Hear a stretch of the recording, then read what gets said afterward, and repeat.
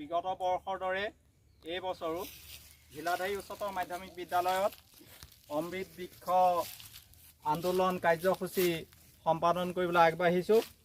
আমাৰ বিদ্যালয়ৰ অধ্যক্ষা পাৰিজাত বাইদেৱে এটি তিতাচপা পুলি ৰোপণ কৰাৰ লগতে আমাৰ ছাত্ৰ ছাত্ৰীসকল শিক্ষক শিক্ষয়িত্ৰীসকলেও এই ক্ষেত্ৰত একোটিকৈ পুলি ৰোপণ কৰিব আৰু আমি এই ক্ষেত্ৰত আগবাঢ়িছোঁ।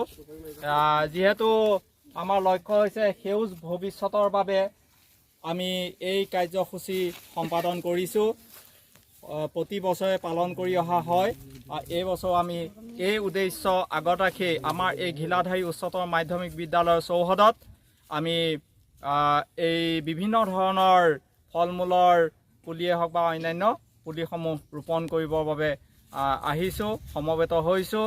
আমি ইতিমধ্যে পঞ্চায়তৰ লগতো যোগাযোগ কৰিছোঁ, তেখেতসকলেও আমাক সহযোগিতা কৰিছে আৰু সপ্তাহজোৰা কাৰ্যসূচীৰে এই কাৰ্য সম্পাদন কৰা হ'ব।